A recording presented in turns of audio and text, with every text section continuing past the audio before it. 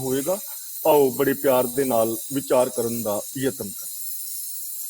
धन गुरु अंगद पातशाह जी पहला बचन करते हैं, चाकर लगे चाकरी नाले गार बवाद, गल्लां करे कनेरियां खसम ना पाए साध, आप गवाए सेवा करे तां किछ पाए मान, नानक जिसनों लगा तिस मिले लगा सो परवान।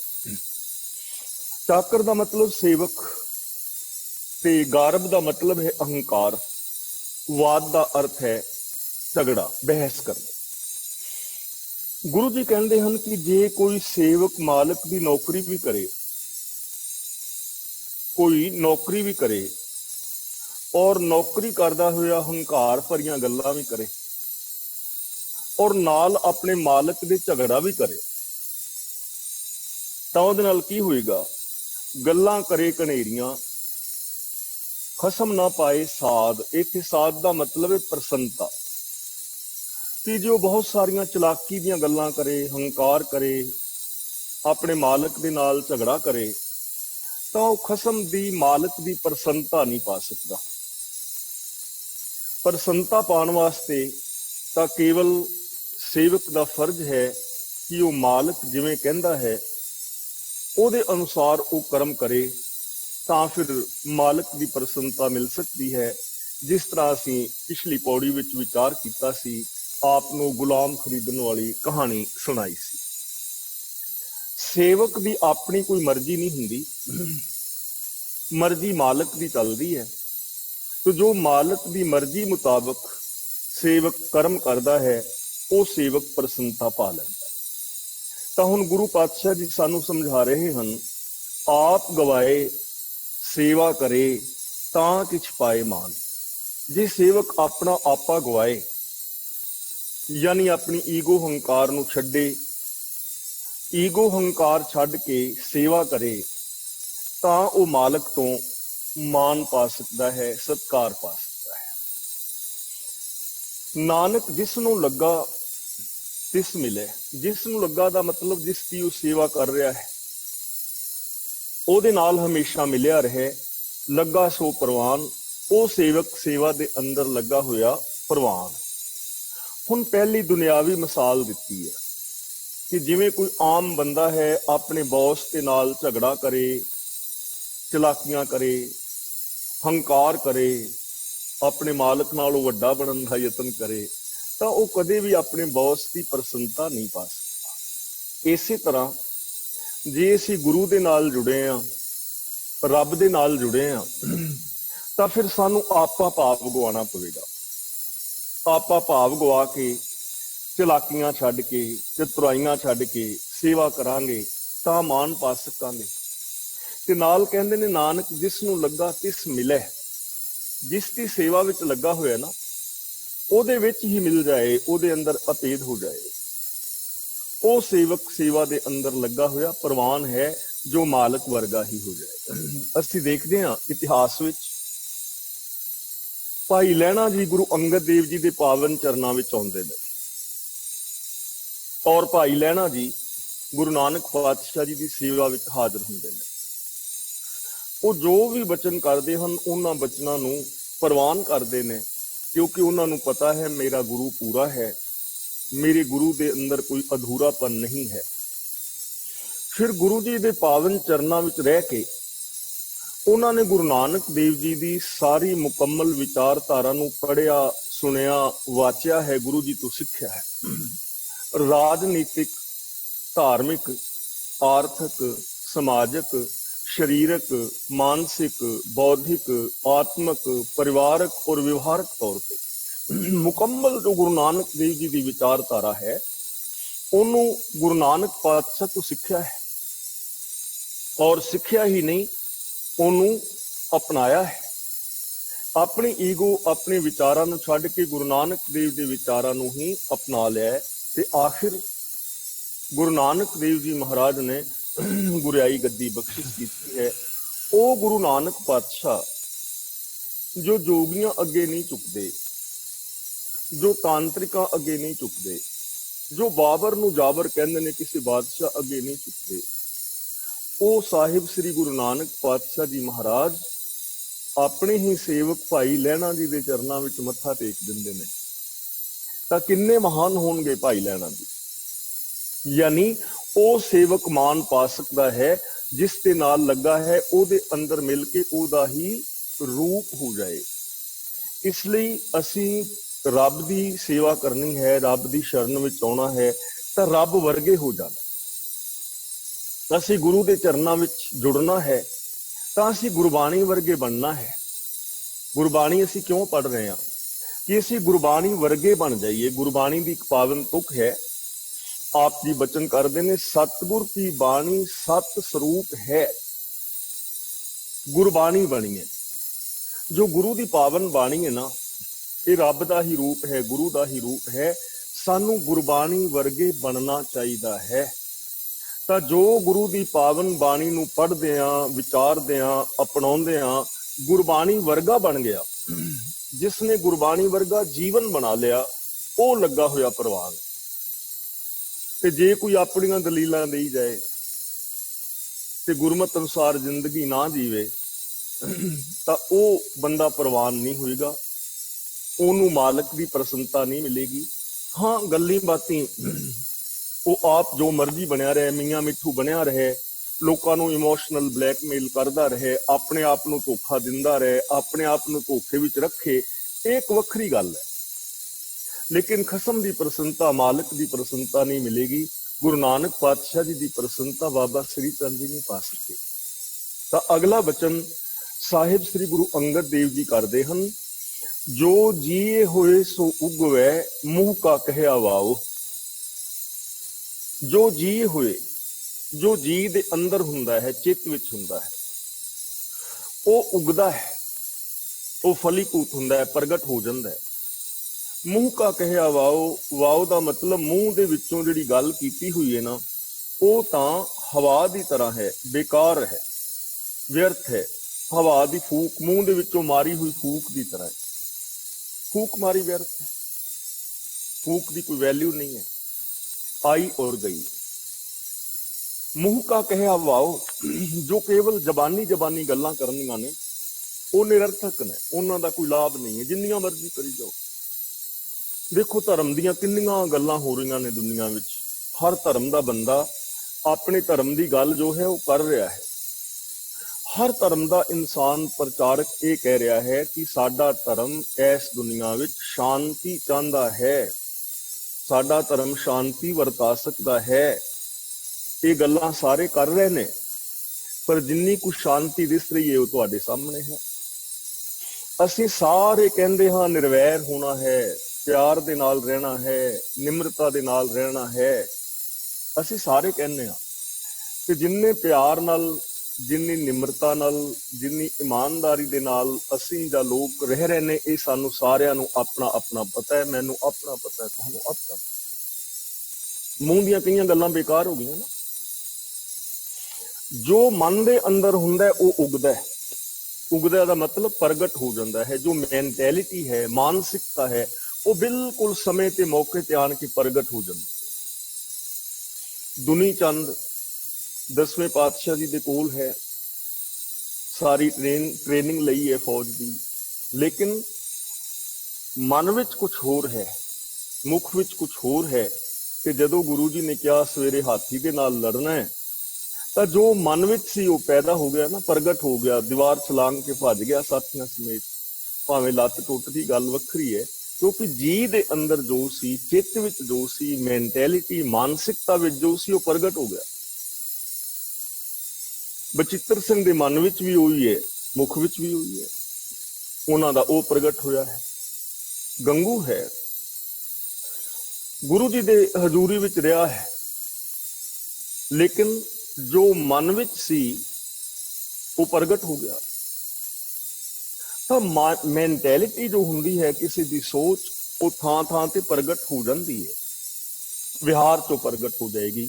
मैं तुहानू कहंदा रहांगा जी, मैं तुहाडे नाल प्यार करदा हां, तुसीं मैनू कहंदे रहोगे, पर मौके ते आण के जदों कोई मौका होएगा ना त्याग दा, उत्थे वो प्यार प्यूर सारा प्रगट हो जाना। ईरखा अंदरों प्रगट हो जानी है। जिन्ने मर्जी असीं निमाणे जे मिठे जे बने होइए, ਪਰ ਜਦੋਂ ਕੋਈ ਛੋਟੀ ਜੀ ਗੱਲ ਕਹਿੰਦਾ ਨਾਲ ਦੇ ਨਾਲ ਅੱਖਾਂ ਲਾਲ ਹੋ ਜਾਂਦੀਆਂ ਨੇ, ਮੱਥੇ ਤੇ ਤਿਉੜੀ ਪੈ ਜਾਂਦੀ ਏ, ਬਚਨ ਕੌੜੇ ਹੋ ਜਾਂਦੇ ਨੇ, ਗੁੱਸਾ ਆ ਜਾਂਦਾ ਕਿਉਂਕਿ ਅੰਦਰ ਤੇ ਗੁੱਸਾ ਭਰਿਆ।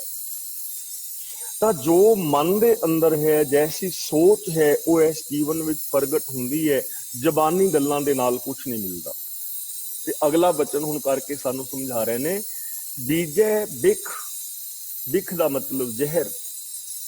ਹੁਣ ਜੇ ਕੋਈ ਬੀਜ ਤੇ ਜ਼ਹਿਰ ਦੇ ਬੀਜੇ, ਮੰਗੇ ਅੰਮ੍ਰਿਤ, ਤੇ ਮੰਗੇ ਉਹਦੇ ਤੋਂ ਅੰਮ੍ਰਿਤ ਮੰਗੇ ਕਿ ਮੈਨੂੰ ਅੰਮ੍ਰਿਤ ਮਿਲੇ। ਗੁਰੂ ਜੀ ਕਹਿੰਦੇ ਨੇ ਵੇਖੋ ਇਹ ਨਿਆਓ, ਇਹ ਨਿਆਂ ਵੇਖੋ ਬੰਦੇ ਦਾ, ਇਹ ਕੋਈ ਇਨਸਾਫ ਦੀ ਗੱਲ ਹੈ।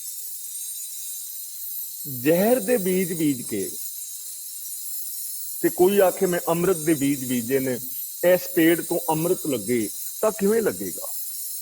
ਕਿਉਂਕਿ ਬੀਜ ਨੇ ਉਗਣਾ, ਜੋ ਮਿੱਟੀ ਵਿੱਚ ਦੱਬਿਆ ਗਿਆ ਹੈ ਉਸ ਬੀਜ ਨੇ ਅੰਕੁਰ ਮਾਰਨਾ, ਉਹਨੇ ਪੇੜ ਬਣਨਾ, ਉਹਨੇ ਪੌਦਾ ਬਣਨਾ, ਉਹਦੇ ਨਾਲ ਉਹੋ ਜਿਹੇ ਫਲ ਲੱਗਣਗੇ। ਹੁਣ ਮੈਂਟੈਲਿਟੀ, ਮਾਨਸਿਕਤਾ ਦੇ ਅੰਦਰ ਤੇ ਜ਼ਹਿਰ ਬੀਜੀ ਹੈ, ਈਰਖਾ, ਲੋਭ, ਕ੍ਰੋਧ, ਮੋਹ, ਚੁਗਲੀ, ਨਿੰਦਾ, ਝੂਠ, ਫਰੇਬ, ਮਨ ਦੇ ਅੰਦਰ ਤੇ ਇਹ ਬੀਜਿਆ ਹੋਇਆ।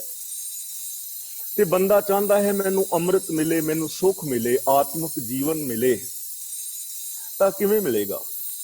ਨਹੀਂ ਮਿਲ ਸਕਦਾ। ਬਾਬਾ ਫਰੀਦ ਜੀ ਨੇ ਬੜੇ ਪਿਆਰ ਨਾਲ ਸਮਝਾਇਆ, ਕਹਿਣ ਲੱਗੇ ਵੇਖੋ ਬੰਦੇ ਦੀ ਅਣਜਾਣਪੁਣਾ, ਲੋੜੇ ਦਾਖ ਬਿਜੋਰੀਆਂ, ਕਿੱਕਰ ਬੀਜੈ ਜੱਟ। ਚਾਹੁੰਦਾ ਹੈ ਕਿ ਮੈਨੂੰ ਬਿਜੌਰ ਇਲਾਕੇ ਦੀਆਂ ਦਾਖਾਂ ਮਿਲਣ, ਅੰਗੂਰ ਮਿਲੇ, ਮੈਨੂੰ ਅੰਗੂਰ ਮਿਲਣ, ਦਾਖਾਂ ਮਿਲਣ, ਤੇ ਬੀਜ ਬੀਜ ਰਿਹਾ ਕਿਕਰੀਆਂ ਦੇ। ਹੁਣ ਕਿਕਰਾਂ ਦੇ ਬੀਜ ਬੀਜ ਕੇ ਦਾਖਾਂ ਨਹੀਂ ਨਾ ਮਿਲ ਸਕਦੀਆਂ, ਅੰਗੂਰ ਨਹੀਂ ਨਾ ਮਿਲ ਸਕਦੇ। ਹੰਡ ਹੈ ਉੱਨ ਕਤਾਏਂਦਾ, ਪੈਂਦਾ ਲੋੜੇ ਪੱਟ, ਪੱਟ ਦਾ ਮਤਲਬ ਰੇਸ਼ਮ। ਭੇਡਾਂ ਦੀ ਉੱਨ ਮੁੰਨ ਕੇ ਤੇ ਉਸ ਭੇਡਾਂ ਦੀ ਉੱਨ ਨੂੰ ਕੱਟ ਲਿਆ ਹੈ, ਉੱਨ ਕਤਾ ਕੇ ਤੇ ਜਾ ਰਿਹਾ ਹੈ ਖੱਡੀ ਵਾਲੇ ਦੇ ਕੋਲ, ਜੁਲਾਹੇ ਵੀਰ ਨੂੰ ਜਾ ਕੇ ਕਹਿੰਦਾ ਮੈਨੂੰ ਰੇਸ਼ਮ ਦੇ ਕੱਪੜੇ ਬਣਾ ਦੇ।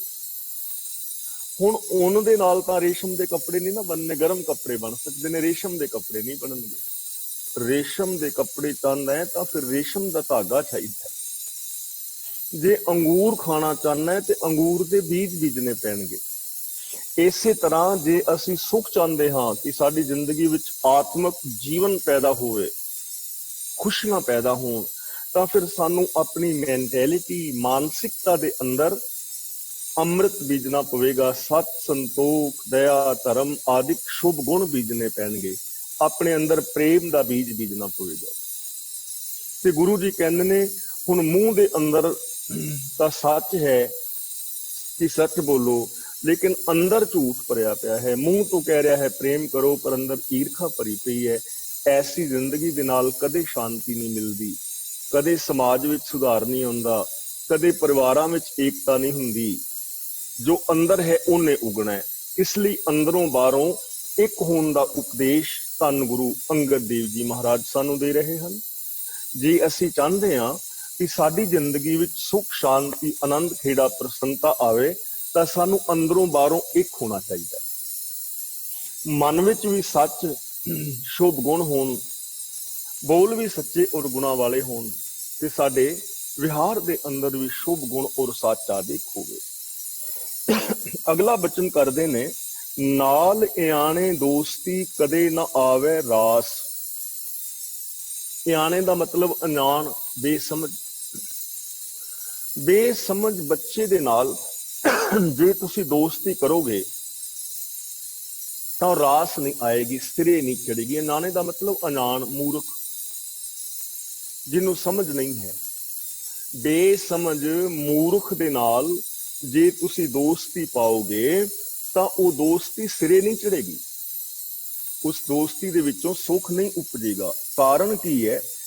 ਜਿਹਾ ਜਾਣੈ ਤੇਹੋ ਵਰਤੈ, ਵੇਖੋ ਕੋ ਨਿਰਦਾਸ। ਨਿਰਦਾਸ ਦਾ ਮਤਲਬ ਨਿਰਣਾ ਕਰਕੇ ਵੇਖ ਲਓ ਕਿ ਉਹ ਬੇਸਮਝ ਬੰਦਾ ਜਿਹੋ ਜਿਹਾ ਜਾਣਦਾ ਹੈ, ਜਿਹੋ ਜਿਹੀ ਉਹਦੇ ਕੋਲ ਜਾਣਕਾਰੀ ਹੈ, ਉਸੇ ਤਰ੍ਹਾਂ ਹੀ ਉਹ ਵਰਤੇਗਾ, ਉਸੇ ਤਰ੍ਹਾਂ ਵਰਤੇਗਾ। ਨਿਰਣਾ ਕਰਕੇ ਵੇਖ ਲਓ, ਬਾਹਰੀ ਜ਼ਿੰਦਗੀ ਵਿੱਚ ਵੇਖ ਲਓ, ਕਿਸੇ ਤੋਂ ਪੁੱਛ ਲਓ, ਕਿਸੇ ਹੋਰ ਤੋਂ ਪੁੱਛ ਲਓ, ਆਪ ਨਿਰਣਾ ਕਰਕੇ ਵੇਖ ਲਓ, ਕਿਉਂਕਿ ਜਿਹਦੇ ਕੋਲ ਸਮਝ ਨਹੀਂ ਉਹ ਵਿਚਾਰਾ ਕੀ ਵਰਤੇਗਾ। ਉਹ ਕਦੇ ਵਰਤ ਨਹੀਂ ਸਕਦਾ ਠੀਕ, ਕਿਉਂਕਿ ਉਹਨੂੰ ਸਮਝ ਹੀ ਨਹੀਂ ਹੈ। ਗੁਰਦੇਵ ਪਾਤਸ਼ਾਹ ਅਗਲਾ ਵਚਨ ਕਰਦੇ ਨੇ, ਤਾਂ ਇਹਦਾ ਭਾਵ ਇਹ ਹੋਇਆ ਕਿ ਜੇ ਅਸੀਂ ਚਾਹੁੰਦੇ ਹਾਂ ਕਿ ਸਾਡੀ ਜ਼ਿੰਦਗੀ ਦੇ ਅੰਦਰ ਸੁੱਖ ਸ਼ਾਂਤੀ ਪੈਦਾ ਹੋਵੇ, ਤਾਂ ਇੱਥੇ ਅਣਜਾਣ ਦੀ ਦੋਸਤੀ ਨਹੀਂ ਕਰਨੀ। ਇਹ ਬਾਹਰੀ ਮਿਸਾਲ ਹੈ ਕਿ ਕਿਸੇ ਬੱਚੇ ਦੇ ਨਾਲ ਤੁਸੀਂ ਦੋਸਤੀ ਪਾਓ ਤਾਂ ਉਹ ਬੱਚਾ ਜਿੰਨੀ ਉਹਦੇ ਕੋਲ ਸਮਝ ਉਨੀ ਕਰੇਗਾ ਨਾ। ਹੁਣ ਬੱਚੇ ਨੂੰ ਤੁਸੀਂ ਕਹੋ ਕਿ ਅਸੀਂ ਕਾਰ ਲੈਣ ਜਾਣਾ ਤੇ ਕਿਹੜੀ ਕਾਰ ਲਿਆਈਏ, ਹੁਣ ਬੱਚਾ ਤੇ ਖਿਡੌਣੇ ਵਾਲੀ ਕਾਰ ਹੀ ਮੰਗੇਗਾ ਨਾ, ਉਹਨੂੰ ਸਮਝ ਉਨੀ ਹੈ। ਉਹ ਤੁਹਾਡੀ ਕਾਰ ਦੇ ਸ਼ੋਰੂਮ 'ਚ ਨਹੀਂ ਨਾ ਜਾਏਗਾ, ਕਿਉਂਕਿ ਉਹਨੂੰ ਉਸ ਕਾਰ ਨਾਲ ਕੋਈ ਲੈਣਾ ਦੇਣਾ ਨਹੀਂ ਹੈ। ਹੁਣ ਤੋਂ ਵੀ ਜਿਹੜੀ ਕਾਰ ਉਹ ਚਲਾ ਸਕਦਾ, ਉਹਨੂੰ ਤੇ ਉਹ ਚਾਹੀਦੀ। ਇੱਥੇ ਮੈਂ ਕੇਵਲ ਇਸ ਬੱਚੇ ਦੀ ਇੱਕ ਮਿਸਾਲ ਦੇ ਰਿਹਾ, ਲੇਕਿਨ ਇੱਥੇ ਅਣਜਾਣ ਦਾ ਮਤਲਬ ਅਣਜਾਣਾ ਹੈ, ਬੇਸਮਝ ਹੈ। ਕਿਸੇ ਪਾਗਲ ਦੇ ਨਾਲ ਦੋਸਤੀ ਕੀਤੀ ਹੋਈ ਗੜਬੜ ਕਰ ਦੇਵੇਗਾ। ਤਾਂ ਹੁਣ ਇੱਥੇ ਅਣਜਾਣਾ ਕਿਹਨੂੰ ਕਹਿ ਰਹੇ ਨੇ? ਸਾਡਾ ਅਣਜਾਣ ਮਨ। ਜੇ ਅਸੀਂ ਆਪਣੇ ਅਗਿਆਨੀ ਮਨ ਦੇ ਨਾਲ ਦੋਸਤੀ ਪਾਵਾਂਗੇ, ਮਨ ਦੀ ਹਰ ਗੱਲ ਨੂੰ ਮੰਨਾਂਗੇ, ਮਨ ਦੀ ਹਰ ਗੱਲ ਨੂੰ ਫੋਲੋ ਕਰਾਂਗੇ, ਤਾਂ ਜੀਵਨ ਵਿੱਚ ਸੁੱਖ ਪੈਦਾ ਹੋਏਗਾ ਨਹੀਂ। ਰੀਜ਼ਨ ਕਿ ਸਾਡੇ ਮਨ ਦੇ ਅੰਦਰ ਬਹੁਤੇ ਨੈਗੇਟਿਵ ਵਿਚਾਰ ਆਉਂਦੇ ਨੇ। ਮਨ ਚੰਚਲ ਹੈ, ਇਸ ਲਈ ਸਾਨੂੰ ਮਨ ਦੀ ਹਰ ਗੱਲ ਨੂੰ ਪਰਖਣਾ ਪਵੇਗਾ, ਸਾਨੂੰ ਗਿਆਨ ਲੈਣਾ ਪਵੇਗਾ ਗੁਰੂ ਤੋਂ, ਸਾਨੂੰ ਵਿਵੇਕ ਬੁੱਧ ਦੇ ਧਾਰਨੀ ਹੋਣਾ ਪਵੇਗਾ, ਆਪਣੇ ਮਨ ਨੂੰ ਸਿਆਣਾ ਕਰਨਾ ਪਵੇਗਾ। ਤਾਂ ਸਾਡੀ ਦੋਸਤੀ ਜਿਹੜੀ ਹੈ ਰਾਸ ਆ ਸਕਦੀ ਹੈ, ਤਾਂ ਸਾਡੀ ਜ਼ਿੰਦਗੀ ਦੇ ਅੰਦਰ ਸੁੱਖ ਪੈਦਾ ਹੋ ਸਕਦੇ ਨੇ। ਮਨ ਦੀਆਂ ਮਾੜੀਆਂ ਭਾਵਨਾਵਾਂ ਤੇ ਕੰਟਰੋਲ ਕਰਨਾ ਹੋਵੇਗਾ, ਮਨ ਨੂੰ ਆਪਣੇ ਅੰਦਰ ਕਰਨਾ ਪਵੇਗਾ। ਜੇ ਆਪ ਮਨ ਦੇ ਅੰਦਰ ਰਹੋਗੇ ਤਾਂ ਗੜਬੜ ਹੋਏਗੀ। ਜੇ ਮਨ ਨੂੰ ਆਪਣਾ ਗੁਲਾਮ ਰੱਖੋਗੇ, ਮਨ ਨੂੰ ਆਪਣੇ ਅਨੁਸਾਰ ਚਲਾਓਗੇ, ਤਾਂ ਮਨ ਤੁਹਾਡਾ ਬਹੁਤ ਮਿੱਤਰ ਹੈ, ਇਹ ਤੁਹਾਡੇ ਜੀਵਨ ਵਿੱਚ ਸੁੱਖ ਪੈਦਾ ਕਰੇਗਾ। ਲੇਕਿਨ ਜੇ ਮਨ ਦੇ ਮੁਤਾਬਕ ਹੀ ਚੱਲਦੇ ਰਹੇ ਤਾਂ ਦੁੱਖ ਆ ਸਕਦੇ ਨੇ। ਇਸ ਲਈ ਆਪਣੇ ਮਨ ਨੂੰ ਸਿਆਣਾ ਕਰਨਾ ਹੈ, ਸਿਆਣਪ ਦੇ ਨਾਲ ਦੋਸਤੀ ਪਾਣੀ ਹੈ, ਗਿਆਨ ਦੀ ਵਰਤੋਂ ਕਰਨੀ ਹੈ। ਅਕਲੀ ਸਾਹਿਬ ਸੇਵੀਏ ਅਕਲੀ ਕੀਤੇ ਦਾਨ, ਅਕਲੀ ਪੜ੍ਹ ਕੇ ਬੁੱਝੀਏ ਅਕਲੀ ਪਾਈਏ ਮਾਨ, ਨਾਨਕ ਆਖੇ ਰਾਹ ਇਹ ਹੋਰ ਗੱਲਾਂ ਸ਼ੈਤਾਨ। ਨਾਲ ਸਾਨੂੰ ਸਮਝਾ ਰਹੇ ਨੇ ਕਿ ਵਸਤੂ ਅੰਦਰ ਵਸਤ ਸਮਾਵੇ, ਦੂਜੀ ਹੋਵੇ ਪਾਸ। ਪਾਸ ਦਾ ਮਤਲਬ ਪਾਸੇ। ਵਸਤੂ ਅੰਦਰ ਵਸਤ ਸਮਾਵੇ ਦਾ ਮਤਲਬ ਕਿਸੇ ਵਸਤੂ ਵਿੱਚ ਦੂਜੀ ਵਸਤੂ ਤਾਂ ਪੈ ਸਕਦੀ ਹੈ ਜੇ ਪਹਿਲੀ ਵਸਤੂ ਨੂੰ ਪਾਸੇ ਕਰ ਲਿਆ ਜਾਏ। ਮਿਸਾਲ ਵਜੋਂ ਇੱਕ ਗਲਾਸ ਲੱਸੀ ਦਾ ਭਰਿਆ ਹੋਇਆ ਤੇ ਉਸ ਗਲਾਸ ਨੂੰ ਦੁੱਧ ਦੇ ਨਾਲ ਭਰਨਾ ਹੈ, ਉਹਦੇ ਵਿੱਚ ਦੁੱਧ ਪਾਣਾ ਹੈ। ਤਾਂ ਜੇ ਭਰੇ ਗਲਾਸ ਵਿੱਚ ਲੱਸੀ ਦੇ ਵਿੱਚ ਦੁੱਧ ਪਾਉਂਦੇ ਜਾਓਗੇ, ਨਾ ਉਹਨੇ ਲੱਸੀ ਰਹਿਣਾ ਨਾ ਦੁੱਧ ਰਹਿਣਾ, ਦੁੱਧ ਔਰ ਲੱਸੀ ਡੁੱਲਦੇ ਜਾਣਗੇ, ਦੁੱਧ ਖਰਾਬ ਹੋ ਜਾਏਗਾ।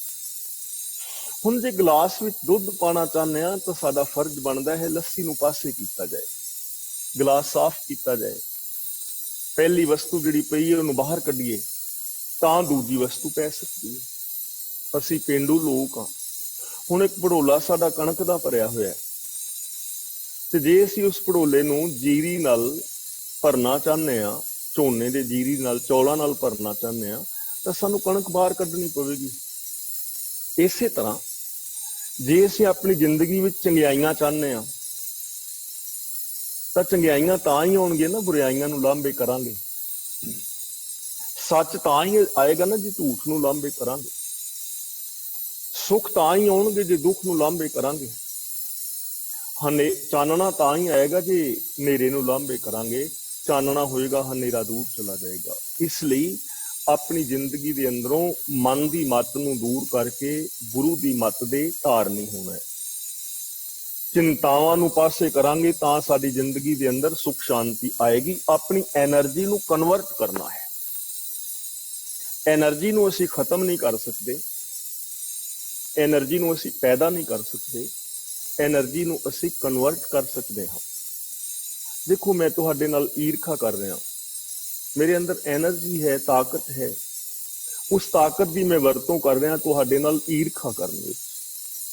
ਤਾਂ ਇਹਨੂੰ ਮੈਂ ਕਨਵਰਟ ਕਰ ਸਕਣਾ ਪ੍ਰੇਮ ਵਿੱਚ। ਉਸ ਤਾਕਤ ਨੂੰ ਮੈਂ ਤੁਹਾਡੇ ਨਾਲ ਪ੍ਰੇਮ ਕਰਨ ਵਾਸਤੇ ਵਰਤਾਂ। ਮੈਂ ਆਪਣੀ ਜ਼ਿੰਦਗੀ ਦੀ એનર્ਜੀ ਵੇਸਟ ਕਰ ਰਿਹਾ ਝੂਠ ਵਿੱਚ, ਤਾਂ ਮੈਂ ਆਪਣੀ ਇਸ ਜ਼ਿੰਦਗੀ ਦੀ એનર્ਜੀ ਨੂੰ ਸੱਚ ਬੋਲਣ ਵਿੱਚ ਲਾਵਾਂ ਤਾਂ ਮੇਰੀ ਜ਼ਿੰਦਗੀ ਬਦਲ ਜਾਏਗੀ। ਅਗਲਾ ਬਚਨ ਗੁਰੂ ਜੀ ਕਰਦੇ ਨੇ, ਸਾਹਿਬ ਸੇਤੀ ਹੁਕਮ ਨਾ ਚੱਲੇ ਕਹੀ ਬਣੇ ਅਰਦਾਸ। ਜੋ ਮਾਲਕ ਹੈ ਨਾ, ਸਾਹਿਬ ਹੈ, ਉਹਦੇ ਤੇ ਹੁਕਮ ਨਹੀਂ ਚੱਲਦਾ, ਉਹਦੇ ਅੱਗੇ ਤੇ ਬੇਨਤੀ ਕਰ ਸਕਦੇ ਹਾਂ, ਪ੍ਰਾਰਥਨਾ ਕਰ ਸਕਦੇ ਹਾਂ। ਤੁਹਾਡਾ ਬੌਸ ਜਿਹਦੇ ਕੋਲ ਤੁਸੀਂ ਡਿਊਟੀ ਕਰਦੇ ਹੋ, ਤੇ ਤੁਸੀਂ ਇਹ ਥੋੜੀ ਕਹੋਗੇ ਕਿ ਅੱਜ ਮੈਂ ਛੁੱਟੀ ਜਾ ਰਿਹਾ ਹਾਂ, ਫਲਾਣੇ ਦਿਨ ਨੂੰ ਮੈਂ ਆਵਾਂਗਾ। ਆਪਣੀ ਮਰਜ਼ੀ ਨਹੀਂ ਨਾ ਕਰ ਸਕਦੇ। ਛੁੱਟੀ ਦੀ ਐਪਲੀਕੇਸ਼ਨ ਦਿੱਤੀ ਜਾ ਸਕਦੀ ਹੈ, ਤੇ ਜੇ ਉਹ ਮਨਜ਼ੂਰ ਹੋ ਜਾਏ ਠੀਕ ਹੈ, ਨਹੀਂ ਤਾਂ ਡਿਊਟੀ ਤੇ ਜਾਣਾ ਪਵੇਗਾ। ਤੇ ਜੇ ਨਹੀਂ ਜਾਓਗੇ ਤੇ ਡਿਊਟੀ ਕੱਟੀ ਜਾਏਗੀ, ਕਾਨੂੰਨ ਤੁਹਾਡੇ ਉੱਤੇ ਲਾਗੂ ਹੋਏਗਾ। ਹੁਣ ਤੁਸੀਂ ਆਪਣੇ ਬੌਸ ਨੂੰ ਕਹਿ ਹੀ ਸਕਦੇ ਹੋ ਨਾ ਕਿ ਮੇਰੀ ਵੀ ਤਨਖਾਹ ਵਧਾ ਦੇ। ਆਪਣੇ ਆਪ ਤੇ ਨਹੀਂ ਨਾ ਤੁਸੀਂ ਵਧਾ ਸਕਦੇ ਤਨਖਾਹ, ਵੀ ਅੱਜ ਮੇਰੀ ਤਨਖਾਹ ਜਿਹੜੀ ਹੈ 500 ਤੋਂ 600 ਹੋ ਗਈ ਹੈ, ਐਵੇਂ ਤੇ ਨਹੀਂ ਕਰ ਸਕਦੇ। ਹੁਕਮ ਨਹੀਂ ਚੱਲ ਸਕਦਾ, ਬੇਨਤੀ ਚੱਲ ਸਕਦੀ ਹੈ। ਤਾਂ ਗੁਰੂ ਅੱਗੇ, ਰੱਬ ਅੱਗੇ ਸਾਡਾ ਹੁਕਮ ਨਹੀਂ ਚੱਲ ਸਕਦਾ, ਅਸੀਂ ਉਹਦੇ ਅਨੁਸਾਰ ਹੀ ਚੱਲ ਸਕਦੇ ਹਾਂ। ਜੇ ਅਸੀਂ ਕਹੀਏ ਕਿ ਰੱਬ ਆਪਣੇ ਸਿਸਟਮ ਨੂੰ ਮੇਰੇ ਕਰਕੇ ਬਦਲੇ, ਤਾਂ ਐਸਾ ਕਦੇ ਨਹੀਂ ਹੋਣਾ, ਕਿਉਂਕਿ ਰੱਬ ਨਿਰਭਉ ਹੈ, ਨਿਰਵੈਰ ਹੈ। ਜੋ ਕੁਛ ਪਾਇਆ ਸੋ ਏਕਾ ਵਾਰ, ਉਹਨੇ ਇੱਕ ਵਾਰ ਹੀ ਇਹ ਸਿਸਟਮ ਬਣਾ ਦਿੱਤਾ ਹੈ। ਕੁਦਰਤ ਦੇ ਨੇਮ ਨੇ, ਲਾ ਆਫ ਨੇਚਰ ਹੈ। ਤਾਂ ਇਸ ਕੁਦਰਤ ਦੇ ਨਿਯਮਾਂ ਦੇ ਉੱਤੇ ਸਾਡਾ ਹੁਕਮ ਨਹੀਂ ਚੱਲ ਸਕਦਾ ਕਿ ਅਸੀਂ ਇਹਨਾਂ ਹੁਕਮਾਂ ਨੂੰ ਬਦਲ ਦਈਏ। ਜੇ ਅਸੀਂ ਸਾਰੀ ਦੁਨੀਆ ਦੇ ਲੋਕ ਮਿਲ ਕੇ ਚਾਹੀਏ ਕਿ ਅਸੀਂ ਐਟਮ ਬੰਬਾਂ ਦੇ ਨਾਲ ਧਰਤੀ ਨੂੰ ਉਡਾ ਦੇਵਾਂਗੇ, ਨਹੀਂ ਤੇ ਮਤਲਬ ਜਿਹੜਾ ਹੈ ਸੂਰਜ ਧਰਤੀ ਦੇ ਚੁਫੇਰੇ ਘੁੰਮੇ, ਚਲਾਈ ਜਾਓ ਐਟਮ ਬੰਬ, ਤੁਹਾਡੇ ਕੀ ਕਰਨਗੇ? ਧਰਤੀ ਹੀ ਘੁੰਮੇਗੀ, ਸੂਰਜ ਨਹੀਂ ਘੁੰਮੇਗਾ। ਅਸੀਂ ਨਹੀਂ ਘੁਮਾ ਸਕਦੇ। ਜੇ ਕੋਈ ਕਹੇ ਕਿ ਮੈਂ ਕਾਰਬਨ ਮੋਨੋਆਕਸਾਈਡ ਦੇ ਨਾਲ ਬੰਦਿਆਂ ਨੂੰ ਜਿੰਦਾ ਰੱਖਣਾ, ਤੇ ਐਸਾ ਨਹੀਂ ਹੋਣਾ। ਸਿਸਟਮ ਦੇ ਅੰਦਰ ਰਹਿਣਾ ਪਵੇਗਾ, ਬੇਨਤੀ ਕਰਨੀ ਪੈਣੀ, ਹੁਕਮ ਨਹੀਂ। ਅਗਲਾ ਬਚਨ ਕਰਦੇ ਨੇ, ਕੂੜ ਕਮਾਣੇ ਕੂੜੋ ਹੋਵੇ ਨਾਨਕ ਸਿਫਤ ਵਿਗਾਸ। ਕੂੜ ਕਮਾਣੇ ਕੂੜੋ ਹੋਵੇ ਕਿ ਜੇ ਝੂਠ ਬੋਲੋਗੇ, ਝੂਠ ਦੀ ਕਮਾਈ ਨਾਲ ਝੂਠ ਹੀ ਪੱਲੇ ਪਵੇਗਾ। ਝੂਠ ਬੋਲੀ ਜਾਓ, ਫਰੇਬ ਕਰੀ ਜਾਓ, ਵਿਕਾਰ ਕਮਾਈ ਜਾਓ, ਤੇ ਅੰਦਰ ਕੀ ਇਕੱਠਾ ਹੋਏਗਾ? ਕੂੜ ਦੇ ਢੇਰ, ਝੂਠ ਦੇ ਢੇਰ, ਝੂਠ ਦੇ ਢੇਰ ਹੀ ਇਕੱਠੇ ਹੋਣਗੇ। ਝੂਠ ਬੋਲ ਬੋਲ ਕੇ ਕੀ ਅਸੀਂ ਇੱਕ ਦੂਜੇ ਦੇ ਨਾਲ ਅਸੀਂ ਆਪਣੇ ਮਿਲਵਰਤਨ ਨੂੰ ਠੀਕ ਕਰ ਸਕਦੇ ਹਾਂ? ਬਿਲਕੁਲ ਵੀ ਨਹੀਂ।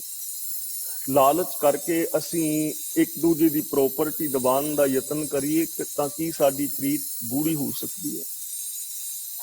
ਜੇ ਇਸ ਸੰਸਾਰ ਦੇ ਲੋਕਾਂ ਦੇ ਉੱਤੇ ਪੁਲਿਸ ਆਦਿਕ ਦਾ ਕੰਟਰੋਲ ਨਾ ਹੋਵੇ ਤਾਂ ਇਸ ਦੁਨੀਆ ਦਾ ਹਾਲ ਕੀ ਹੋ ਜਾਏਗਾ? ਇਹ ਦੇਖੋ ਕਿ ਜੇ 24 ਘੰਟੇ ਵਾਸਤੇ ਜੇ ਛੂਟ ਦੇ ਦਿੱਤੀ ਜਾਏ ਇਹਨਾਂ ਦੇ ਲੋਕਾਂ ਨੂੰ, ਵਿਰਕ ਜੀ ਨੂੰ ਅਨਮਿਊਟ ਕਰ ਦਿਓ ਕਿਉਂਕਿ ਵੀ ਆਵਾਜ਼ ਆ ਰਹੀ ਹੈ, ਪ੍ਰੋਬਲਮ ਆ ਰਹੀ ਹੈ। ਤਾਂ ਜੇਕਰ ਛੂਟ ਦੇ ਦਿੱਤੀ ਜਾਏ 24 ਘੰਟੇ ਵਾਸਤੇ ਕਿ ਤੁਹਾਡੇ ਉੱਤੇ ਕੋਈ ਪੁਲਿਸ, ਕੋਈ ਮਿਲਟਰੀ, ਕੋਈ ਕਾਨੂੰਨ ਲਾਗੂ ਨਹੀਂ ਹੋਏਗਾ, 24 ਘੰਟੇ ਜੋ ਮਰਜ਼ੀ ਤੁਸੀਂ ਕਰ ਸਕਦੇ ਹੋ। ਜੇ ਹਰ ਦੇਸ਼ ਦੇ ਵਿਅਕਤੀ ਨੂੰ ਛੂਟ ਦੇ ਦਿੱਤੀ ਜਾਏ ਕਿ ਜੋ ਵੀ ਤੁਸੀਂ ਚਾਹੁੰਦੇ ਹੋ ਉਹ ਕਰ ਸਕਦੇ ਹੋ, ਤੁਹਾਡੇ ਤੇ ਕੋਈ ਕਾਨੂੰਨ ਲਾਗੂ ਨਹੀਂ ਹੋਏਗਾ, ਨਾ ਪੁਲਿਸ ਰੋਕੇਗੀ, ਨਾ ਮਿਲਟਰੀ ਰੋਕੇਗੀ, ਜੋ ਮਰਜ਼ੀ ਕਰ ਲਓ। ਤਾਂ ਹੁਣ ਸੋਚੋ ਕਿ ਤੁਸੀਂ ਉਹਨਾਂ 24 ਘੰਟਿਆਂ ਵਿੱਚ ਕੀ ਕਰਨਾ ਚਾਹੋਗੇ? ਨਾਮ ਜਪਣਾ ਚਾਹੋਗੇ? ਨਾਮ ਜਪਣ ਤੋਂ ਤੇ ਕੋਈ ਹੁਣ ਵੀ ਨਹੀਂ ਰੋਕ ਰਿਹਾ। ਕੀ ਤੁਸੀਂ ਕਿਸ ਦੀ ਹੈਲਪ ਕਰਨੀ ਚਾਹੋਗੇ? ਹੈਲਪ ਕਰਨ ਤੋਂ ਤੇ ਹੁਣ ਵੀ ਨਹੀਂ ਰੋਕ ਰਿਹਾ। ਸੱਚ ਬੋਲਣ ਤੋਂ ਤੇ ਹੁਣ ਵੀ ਨਹੀਂ ਰੋਕ ਰਿਹਾ। ਤਾਂ ਫਿਰ 24 ਘੰਟਿਆਂ ਦੇ ਅੰਦਰ ਸੋਚੋ ਕਿ ਇਸ ਦੁਨੀਆ ਦਾ ਹਾਲ ਕੀ ਹੋ ਜਾਏਗਾ। ਇੱਥੇ ਜਬਰ ਜਨਾਹ ਹੋਣਗੇ, ਕਤਲਾਮ ਹੋਣਗੇ, ਇੱਕ ਦੂਜੇ ਦੇ ਸਿਰ ਪਾਟਣਗੇ, ਇਹੀ ਕੁਛ ਹੋਏਗਾ। ਲੁੱਟਾਂ ਖੋਹਾਂ ਹੋਣਗੀਆਂ।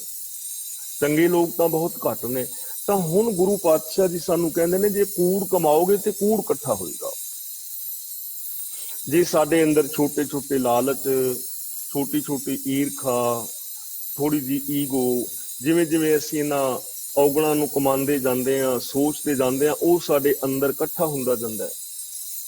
ਉਹੋ ਜਿਹੀ ਸਾਡੀ ਸ਼ਖਸੀਅਤ ਬਣ ਜਾਂਦੀ ਹੈ। ਵੈਸਾ ਹੀ ਬੰਦੇ ਦਾ ਸੁਭਾਅ ਬਣ ਜਾਂਦਾ ਹੈ।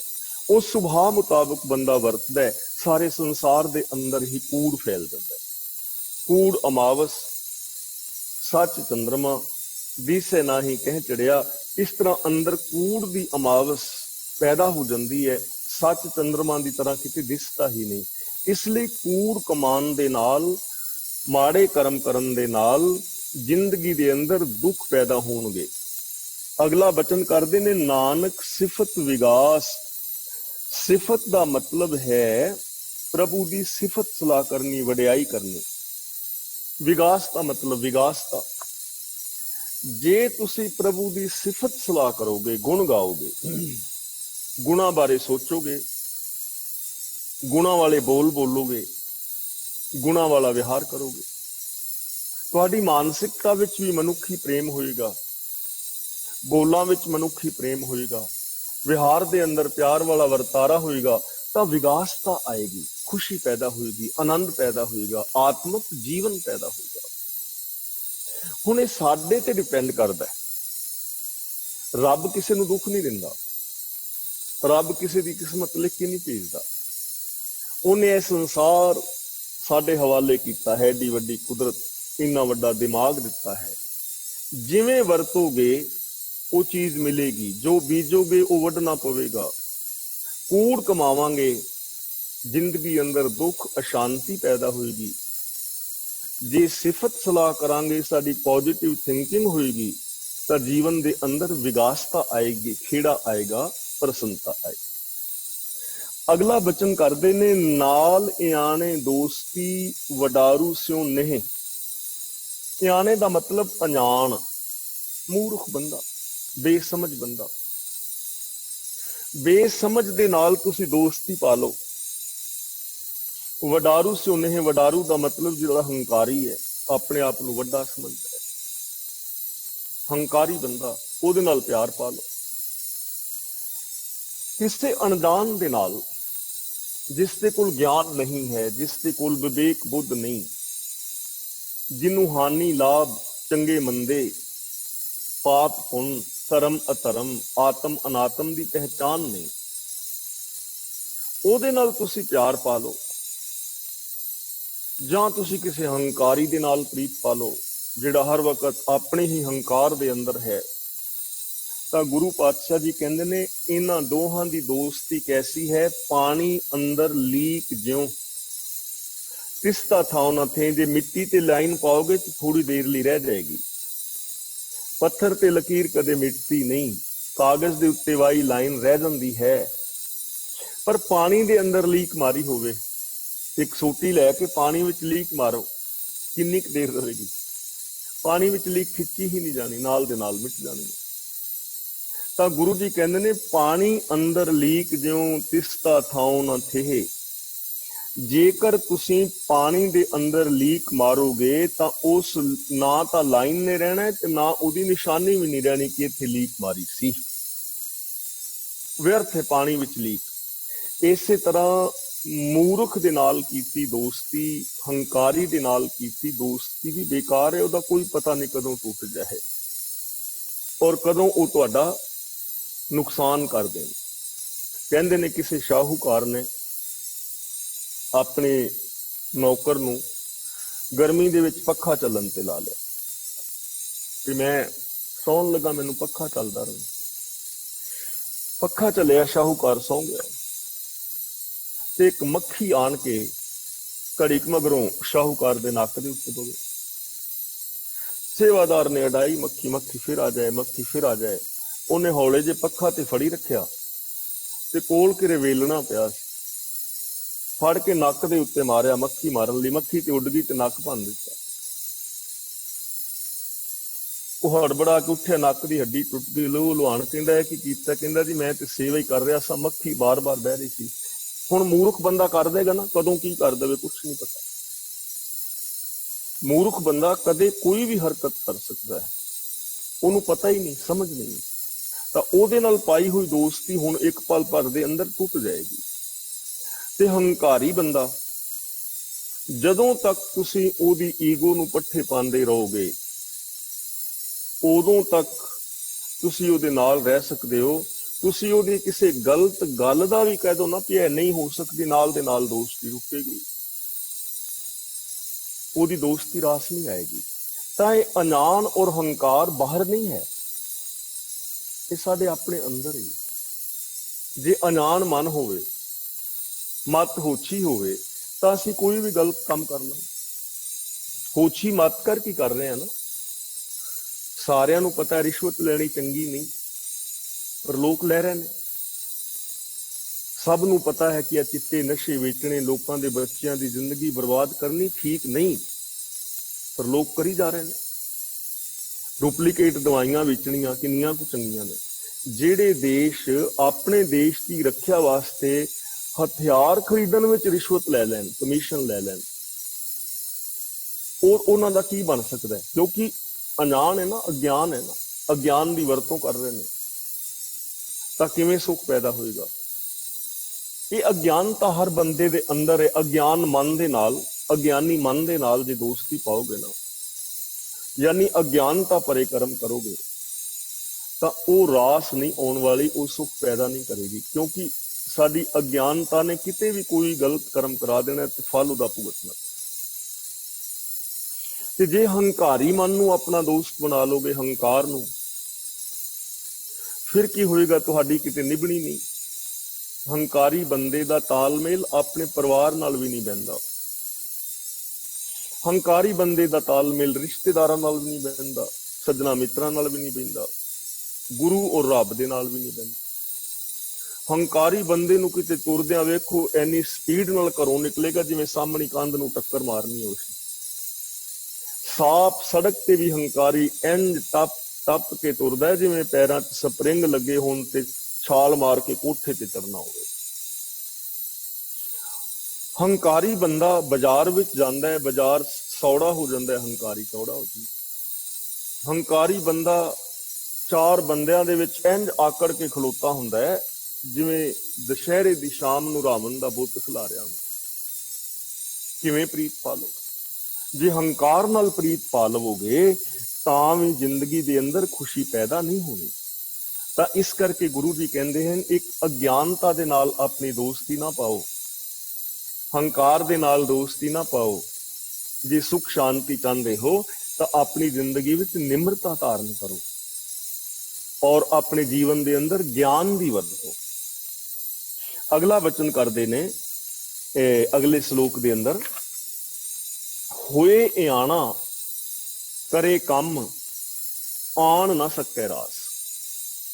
ਜੇ ਕੋਈ ਨਿਆਣਾ ਹੋਏ, ਅਣਜਾਣ ਹੋਏ, ਜੇ ਉਹ ਕੰਮ ਕਰੇਗਾ ਤੇ ਉਹ ਕੰਮ ਨਾ ਕਿਸੇ ਰਾਸ ਨਹੀਂ ਆਉਣਾ, ਸਿਰੇ ਨਹੀਂ ਚੜਨਾ।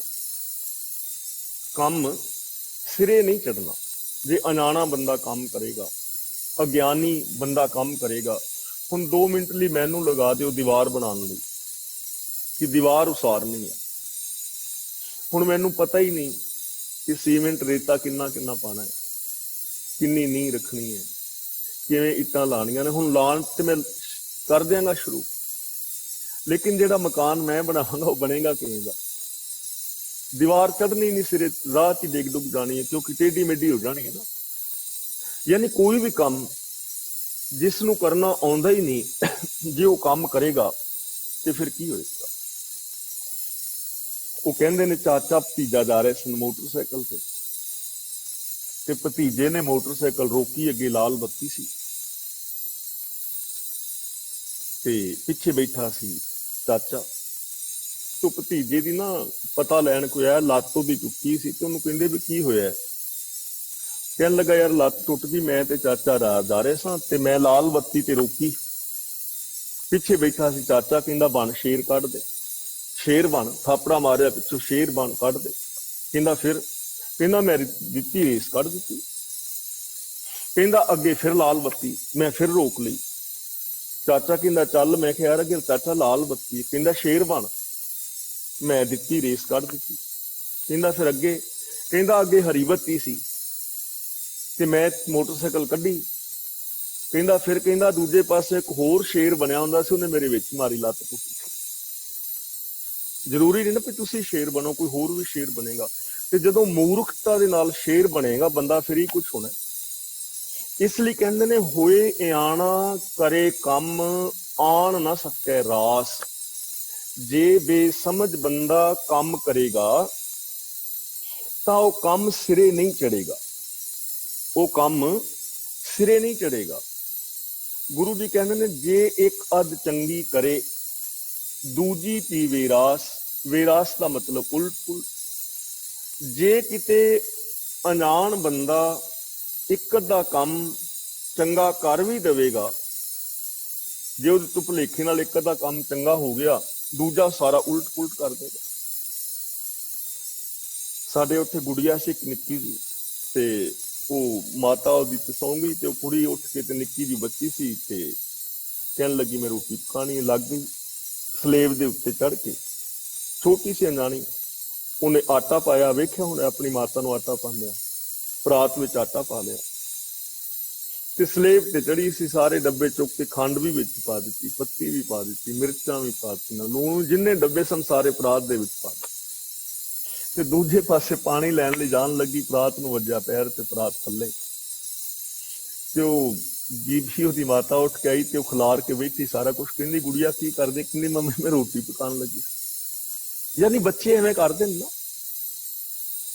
ਬੱਚੇ ਕਿੰਨਾ ਉਥਲ ਪੁਥਲ ਮਚਾ ਦਿੰਦੇ ਨੇ ਘਰ ਦੇ ਅੰਦਰ, ਕਿਉਂਕਿ ਪਤਾ ਨਹੀਂ ਹੈ ਨਾ। ਆਪਣੇ ਮਨੋਂ ਤਾਂ ਉਹ ਠੀਕ ਕਰ ਰਹੇ ਨੇ, ਲੇਕਿਨ ਉਹ ਕਰ ਕੀ ਦੇਣ ਕੋਈ ਪਤਾ ਨਹੀਂ। ਚੰਗਾ ਵੀ ਹੋ ਸਕਦਾ ਇੱਕ ਅੱਧਾ ਕੰਮ, ਬਾਕੀ ਗਵਾ ਦੇਣਗੇ। ਕਿੰਨੇ ਅਸੀਂ ਦੇਖਦੇ ਹਾਂ ਨਿੱਕੇ ਨਿੱਕੇ ਅਣਜਾਣਿਆਂ ਨੇ ਘਰਾਂ ਦੇ ਵਿੱਚ ਲਾਈਨਾਂ ਵਾਹੀਆਂ ਹੁੰਦੀਆਂ ਨੇ, ਪੂਰੇ ਦੇ ਪੂਰੇ ਉਹ ਦੀਵਾਰਾਂ ਉਹਨਾਂ ਨੇ ਗੜਬੜ ਕੀਤੀ ਹੁੰਦੀ, ਕਿਉਂਕਿ ਉਹਨਾਂ ਵਾਸਤੇ ਉਹ ਚੰਗਾ ਹੈ। ਤਾਂ ਗੁਰੂ ਜੀ ਕਹਿੰਦੇ ਨੇ, ਜੇ ਕੋਈ ਅਣਜਾਣਾ ਬੰਦਾ ਇੱਕ ਅੱਧਾ ਕੰਮ ਠੀਕ ਵੀ ਕਰ ਦੇਵੇ ਤੇ ਦੂਜੇ ਉਹ ਕੰਮ ਗਵਾ ਦੇਵੇਗਾ।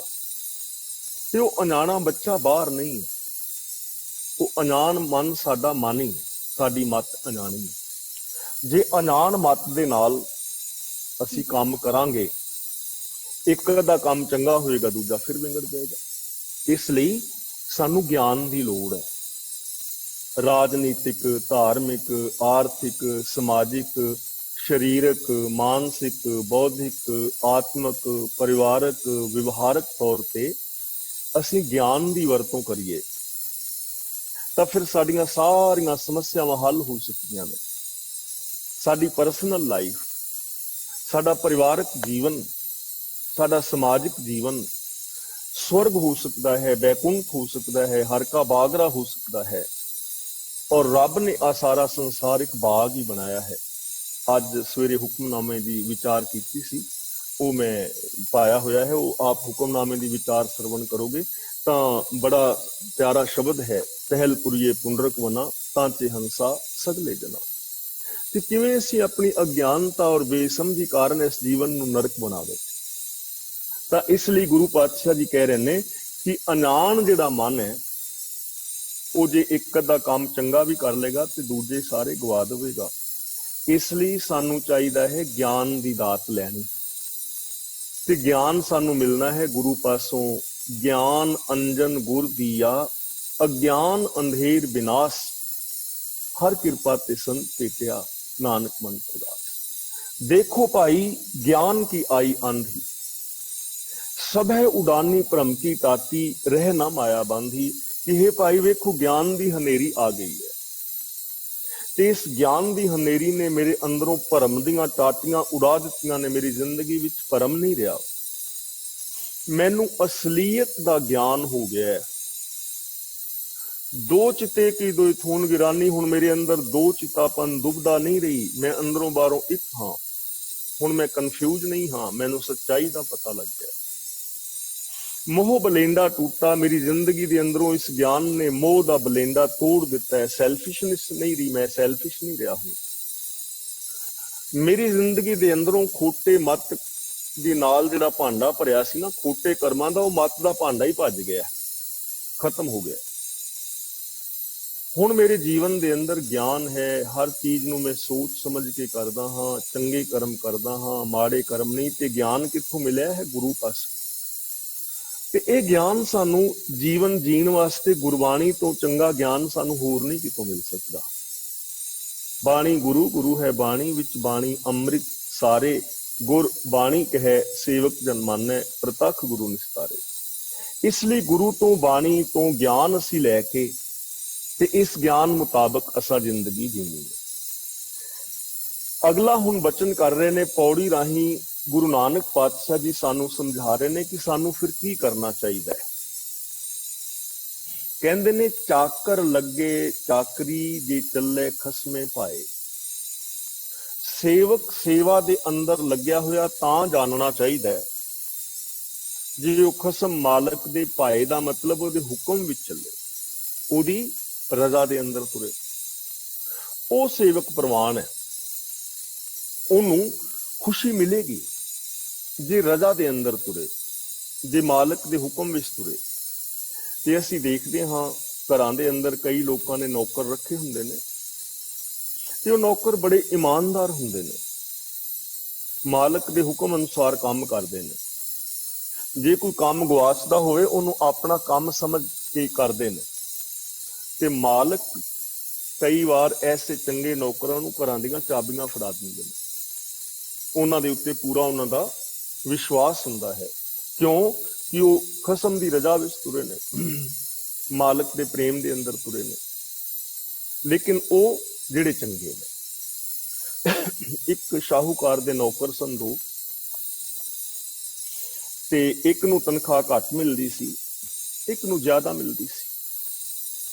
ते जिन्नू थोड़ी तनख्वाह घट मिलदी सी ना, उन्हें इतराज किया कि काम तो मैं भी उही करना वा, जॉब मेरी भी उही है, इनू तनख्वाह तुसी ज्यादा दिंदे हो, मैनू तनख्वाह घट दिंदे हो, मैनू भी बराबर मिलनी चाहिए, इहदा कारण की? वो कहन लगा ठीक है, कारण भी तेन दसते हैं। कुदरती उथों ऊंठां वाले लंघ रहे सन ते ऊंठां दे उत्ते कोई समान लद्या सी ते उन्हां ने उस शहर दे अंदर रात रुकना सी। उन्हें अपने नौकर नू भेजिया जिहड़ा कहंदा सी मैनू घट तनख्वाह क्यों दिंदे हो। कहंदा जा वेख के आए कौन ने। ते वो नौकर गया, जाके पुछया कौन। वो कहन लगा जी असीं ते मुसाफर हाँ, गुड़ लैके गुड़ असीं वेचने आ, गुड़ दे व्यापारी। ये नौकर वापस आया ते आण के कहंदा जी वो गुड़ दे व्यापारी ने।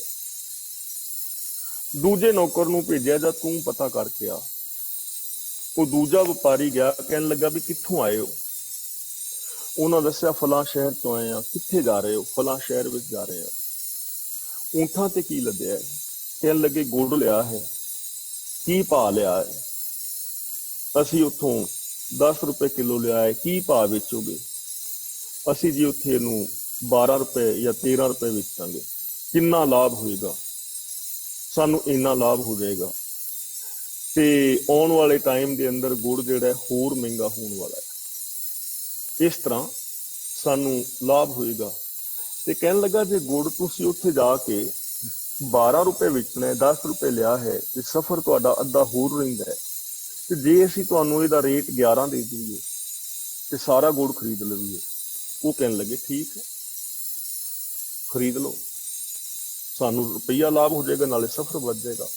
हुण ये नौकर मास्टर गया अपने मालक दे कोल, जाके कहंदा जी गुड़ दे व्यापारी ने, फलां शहर तो आए ने, फलां शहर विच जा रहे ने, गुड़ उन्होंने इस रेट खरीदिया है, उत्थे जाके उन्होंने 12-13 बेचना है, ते मैं उन्होंने कहा सी जे 11 रुपये मतलब दो ते तुहानू इन्ना लाभ हो जाएगा। ते वो मन गए ने। ते बादशाह जी आने वाले समय दे विच गुड़ ने 15-16 रुपये किलो हो जाना है, ते जे असीं ये 11 रुपये खरीद लवीए तो सानू इन्ना लाभ हो सकता है। उन्होंने वो गुड़ खरीद लिया। ते बादशाह ने जां वो शाहूकार ने जिहड़ा घट तनख्वाह वाला नौकर सी ना खलोता, कहंदा भी ए फर्क है तेरे विच और है, तेरे विच और इहदे विच फर्क है और हकीकत है। आम बंदियां दे विच इहो ही फर्क है ना। एक बंदा किन्ने विस्तार दे नाल किसी चीज नू जानदा है, परखदा है, वेखदा है, ते एक बंदा बस आई चलाई। इसलिए जरूरत है कि खसम दी रजा दे विच तुरिया जाए, नेमां दे अंदर तुरिया जाए। हुण चाकर लगे चाकरी जे चले खसमे पाए। हुण जिवें किसी मालक दी रजा दे विच तुरिया जाए ना, ਤੇ ਉਹ ਸੇਵਕ ਪ੍ਰਵਾਨ ਹੁੰਦਾ ਹੈ। ਇਸੇ ਤਰ੍ਹਾਂ ਸਾਡਾ ਮਾਲਕ ਹੈ ਰੱਬ, ਸਾਡਾ ਮਾਲਕ ਹੈ ਗੁਰੂ ਗ੍ਰੰਥ ਸਾਹਿਬ। ਅਸੀਂ ਰੱਬ ਦੀ ਰਜ਼ਾ ਵਿੱਚ ਤੁਰਨਾ ਹੈ, ਗੁਰੂ ਦੀ ਸੇਵਾ ਕਰਨੀ ਹੈ। ਤੇ ਸੇਵਾ ਕਿਵੇਂ ਕਰਨੀ ਹੈ? ਰਜ਼ਾ ਦੇ ਅੰਦਰ ਤੁਰ ਕੇ, ਗੁਰਮਤ ਅਨੁਸਾਰ, ਜਿਵੇਂ ਗੁਰੂ ਚਾਹੁੰਦਾ ਹੈ, ਜਿਵੇਂ ਰੱਬ ਦੇ ਬਣਾਏ ਕੁਦਰਤ ਦੇ ਨੇਮ ਲਾ ਆਫ ਨੇਚਰ ਹੈ, ਉਹਨਾਂ ਦੀ ਪਾਲਣਾ ਕਰਨੀ ਹੈ। ਫਿਰ ਕੀ ਹੋਏਗਾ? ਹੁਰਮਤ ਤਿਸਨੋਂ ਅਗਲੀ ਉਹ ਵਜੋਂ ਪੇਦੂਣਾ ਖਾਏ। ਹੁਰਮਤ ਦਾ ਮਤਲਬ ਤਨਖਾਹ, ਉਜਰਤ, ਤੇ ਵਜੋਂ ਦਾ ਮਤਲਬ ਹੈਗਾ ਵਜੀਫਾ। ਜਿਹੜਾ ਸੇਵਕ ਮਾਲਕ ਦੇ ਹੁਕਮ ਦੇ ਅੰਦਰ ਤੁਰਦਾ ਹੈ, ਉਹਨੂੰ ਤਨਖਾਹ ਵੀ ਜ਼ਿਆਦਾ ਮਿਲਦੀ ਹੈ ਤੇ ਨਾਲ ਉਹਨੂੰ ਵਜੀਫਾ ਵੀ ਮਿਲਦਾ ਹੈ, ਉਹਨੂੰ ਚੰਗੀ ਭੇਟਾ ਵੀ ਮਿਲਦੀ ਹੈ, ਇਨਾਮ ਵੀ ਮਿਲਦਾ ਹੈ। ਤਨਖਾਹ ਵੀ ਜ਼ਿਆਦਾ ਮਿਲੀ, ਨਾਲ ਮਾਨ ਸਤਿਕਾਰ ਵੀ ਮਿਲਿਆ, ਉਹਨੂੰ ਵਜੀਫਾ ਵੀ ਮਿਲਿਆ। ਹੁਣ ਕਈ ਬੱਚੇ ਨੇ ਨਾ ਸਕੂਲ ਦੇ ਅੰਦਰ ਪੜ੍ਹਦੇ, ਤੇ ਜਿਹੜੇ ਚੰਗੇ ਨੰਬਰ ਲੈਂਦੇ ਨੇ, ਪੂਰੇ ਜ਼ਿਲ੍ਹੇ 'ਚ ਕੋਈ ਫਸਟ ਆ ਜਾਏ, ਪੂਰੇ ਸਟੇਟ ਵਿੱਚ ਫਸਟ ਆ ਜਾਏ, ਤਾਂ ਉਹ ਸਕੂਲ ਜਿਹੜਾ ਹੈ ਉਹਨਾਂ ਬੱਚਿਆਂ ਦੀ ਫੀਸ ਮਾਫ ਕਰ ਦਿੰਦਾ, ਨਾਲ ਉਹਨਾਂ ਨੂੰ ਵਜੀਫਾ ਦਿੰਦਾ, ਸਕਾਲਰਸ਼ਿਪ ਮਿਲਦੀ ਹੈ। ਕਿਉਂ? ਕਿ ਉਹਨਾਂ ਨੇ ਕੰਮ ਚੰਗਾ ਕੀਤਾ। ਵਿਦਿਆਰਥੀ ਤੇ ਉਹ ਵੀ ਹੋਏ ਨੇ, ਕਿਉਂਕਿ ਉਹਨਾਂ ਕਰਕੇ ਸਕੂਲ ਦਾ ਨਾਮ ਰੋਸ਼ਨ ਹੋ ਰਿਹਾ ਹੈ। ਤਾਂ ਇਸੇ ਤਰ੍ਹਾਂ ਜੋ ਗੁਰੂ ਦੇ ਸੇਵਕ ਨੇ, ਜੇ ਉਹ ਗੁਰਮਤ ਆਸ਼ੇ ਅਨੁਸਾਰ ਜ਼ਿੰਦਗੀ ਜੀਂਦੇ ਨੇ, ਤਾਂ ਉਹਨਾਂ ਨੂੰ ਸੁੱਖ ਵੀ ਮਿਲਦਾ ਹੈ, ਔਰ ਨਾਲ ਉਹਨਾਂ ਨੂੰ ਇਸ ਦੁਨੀਆ ਵਿੱਚ ਮਾਣ ਵੀ ਮਿਲਦਾ ਹੈ, ਸਤਿਕਾਰ ਵੀ ਮਿਲਦਾ। ਆਮ ਲੋਕਾਂ ਦੀ ਕਹਾਵਤ ਹੈ ਨਾ ਕਿ ਕੰਮ ਆਪਣਾ ਸਵਾਰਨਾ ਹੁੰਦਾ ਹੈ, ਸ਼ੋਭਾ ਲੋਕਾਂ ਦੀ। ਤੇ ਕਈ ਲੋਕ ਨੇ ਕੰਮ ਆਪਣਾ ਗਵਾਉਂਦੇ ਨੇ ਤੇ ਲਾਹਨਤਾਂ ਲੋਕਾਂ ਦੀਆਂ ਖਾਂਦੇ ਨੇ। ਅਗਲਾ ਵਚਨ ਕਰਦੇ ਨੇ, ਖਸਮੈ ਕਰੇ ਬਰਾਬਰੀ ਫਿਰ ਗੈਰਤ ਅੰਦਰ ਪਾਏ। ਫਿਰ ਗੈਰਤ ਅੰਦਰ ਪਾਏ, ਤਾਂ ਗੁਰੂ ਪਾਤਸ਼ਾਹ ਜੀ ਕਹਿੰਦੇ ਨੇ, ਜੇ ਕੋਈ ਖਸਮ ਦੀ ਬਰਾਬਰੀ ਕਰੇ, ਜੇ ਮਾਲਕ ਦੀ ਬਰਾਬਰੀ ਕਰੇ ਕੋਈ ਨੌਕਰ, ਫਿਰ ਗੈਰਤ ਅੰਦਰ ਪਾਏ। ਗੈਰਤ ਦਾ ਮਤਲਬ ਸ਼ਰਮਿੰਦਗੀ, ਉਹਨੂੰ ਸ਼ਰਮਿੰਦਗੀ ਉਠਾਣੀ ਪੈਂਦੀ, ਮਾਲਕ ਦੀ ਬਰਾਬਰੀ ਨਹੀਂ ਨਾ ਕਰ। ਤੇ ਜੇ ਕੋਈ ਮਾਲਕ ਦੀ ਬਰਾਬਰੀ ਕਰੇ, ਫਿਰ ਉਹਨੂੰ ਸ਼ਰਮਿੰਦਗੀ ਉਠਾਣੀ ਪੈਂਦੀ ਹੈ।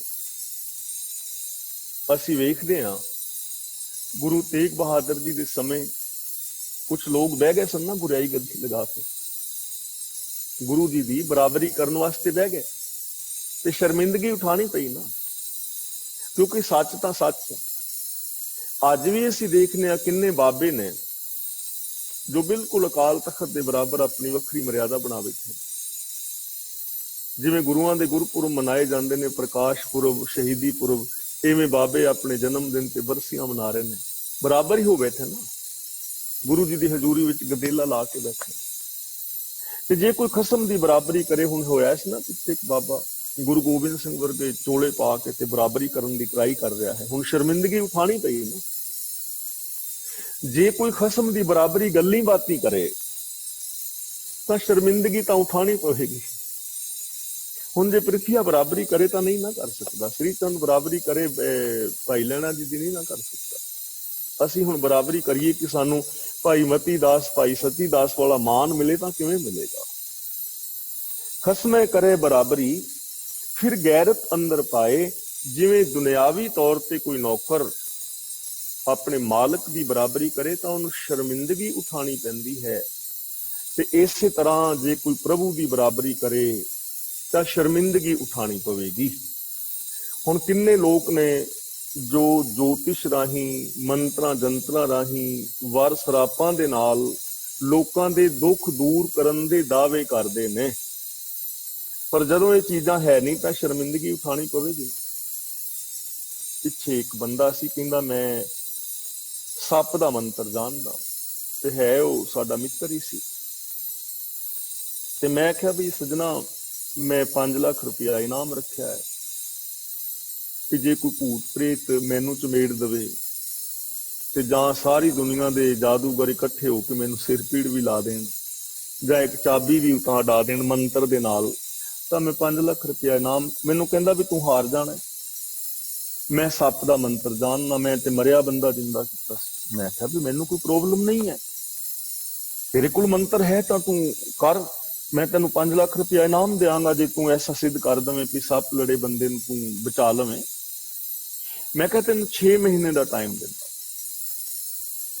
पहला तू अपना मंत्र पढ़ लै, बाद च कवें कि मैं ते सिद्ध नहीं सी कीता। 6 महीने तू मंत्र का जाप जप लै, अपने शरीर के उत्ते मंत्र लिख लै, ते जिस दिन तू कवेंगा भी हुण ते उदन मैं सप तैनू लड़ावांगा, तू मंत्र पढ़ी, सप तैनू लड़ाया जाएगा। कहंदा क्यों, मैनू क्यों? मैं कहा भी तेनू अपने मंत्र ते विश्वास नहीं, बगाना बच्चा क्यों मरवाना कि सप तैनू लड़ाया जाएगा, पहलों लिख के दे देवें कि मेरा कोई बच्चा केस नहीं करेगा। ते मैं कहा तैनू लड़ावांगे सप, जे तेनू सप दा जहर ना चढ़िया ते असीं मन जांगे, तैनू 5 लाख रुपया इनाम दे देंगे। ते सप वो हैगा इधर मध्य प्रदेश वाल मिलता है कि सप इन्ना जहर है कि डंग मार के थले नहीं डिगदा ते बंदा मर जाए, ऐसे जहरीले सप है ना। तो फिर नहीं मन्निया, तो कहन तो भाव कि फिर बेबसी हो गई ना, जे मैं झूठा दावा कर रहा ते जदों फिर उहदा प्रगट होएगा फिर शर्मिंदगी तो होएगी। रब दी बराबरी किवें करोगे? फलाना बाबा पुत्रां दीयां दातां दे रहा है, सेवां दे नाल ਉਹਦੇ ਵਰ ਦੇ ਨਾਲ ਇਹ ਹੋ ਰਿਹਾ ਹੈ, ਤਾਂ ਸ਼ਰਮਿੰਦਗੀ ਉਠਾਣੀ ਪਵੇਗੀ। ਜੇ ਖਸਮ ਦੀ ਕੋਈ ਬਰਾਬਰੀ ਕਰੇਗਾ ਸ਼ਰਮਿੰਦਗੀ ਉਠਾਣੀ ਪਵੇਗੀ। ਕੀ ਰੱਬ ਵਰਗਾ ਕੋਈ ਕੰਮ ਕਰ ਸਕਦਾ ਹੈ? ਕੀ ਰੱਬ ਵਰਗਾ ਕੋਈ ਕੰਮ ਕਰ ਸਕਦਾ? ਕੋਈ ਇਸ ਸ੍ਰਿਸ਼ਟੀ ਵਰਗੀ ਹੋਰ ਸ੍ਰਿਸ਼ਟੀ ਬਣਾ ਸਕਦਾ? ਕੋਈ ਧਰਤੀ ਪੈਦਾ ਕਰ ਸਕਦਾ? ਨਹੀਂ ਕਰ ਸਕਦਾ। ਤੇ ਫਿਰ ਕਰਮਾਤਾ ਦੀ ਇਸ ਲਈ ਖਸਮ ਦੀ ਬਰਾਬਰੀ ਨਹੀਂ, ਉਹਦੀ ਰਜ਼ਾ ਵਿੱਚ, ਉਹਦੇ ਭਾਣੇ ਵਿੱਚ।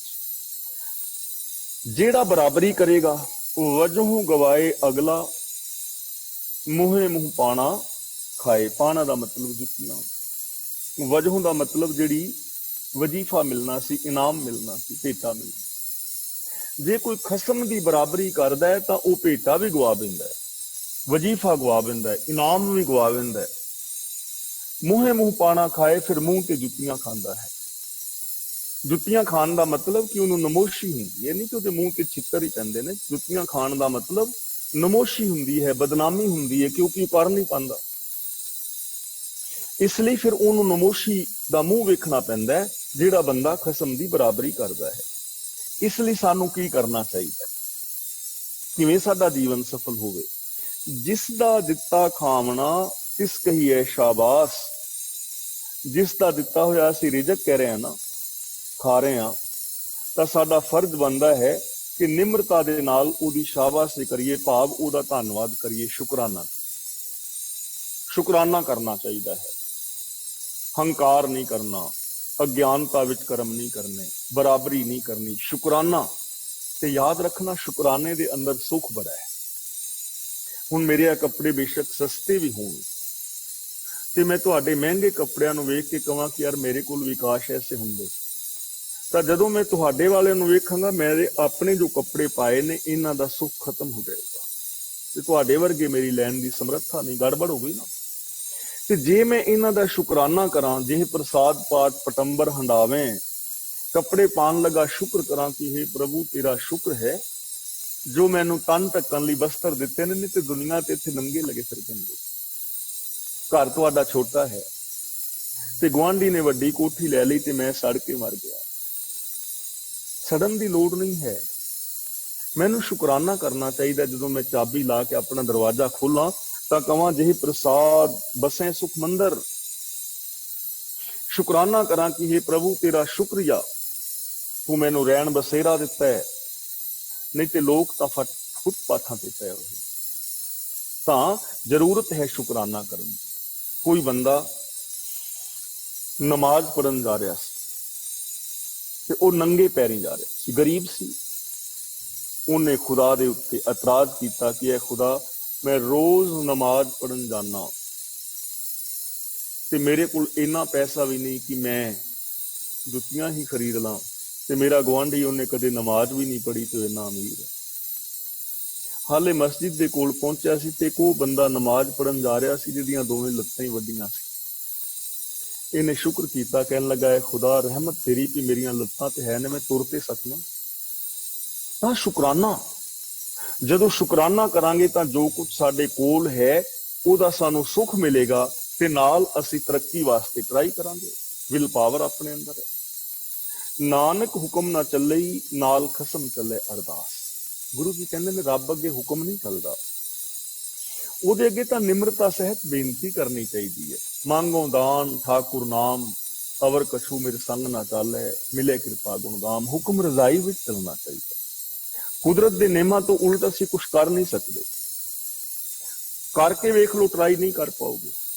ਜੇ ਹੁਣ ਮੈਂ ਕਹਾਂ ਕਿ ਮੈਂ ਮੱਛੀ ਦੀ ਤਰ੍ਹਾਂ ਪਾਣੀ ਵਿੱਚ ਰਹਿਣਾ ਚਾਹੁੰਦਾ ਤਾਂ ਨਹੀਂ ਰਹਿ ਪਾਵਾਂਗਾ, ਕਿਉਂਕਿ ਨਿਯਮ ਹੀ ਨਹੀਂ ਐਸਾ ਕਿ ਮੈਂ ਪਾਣੀ ਦੇ ਵਿੱਚੋਂ ਆਕਸੀਜਨ ਪੈਦਾ ਕਰ ਸਕਾਂ।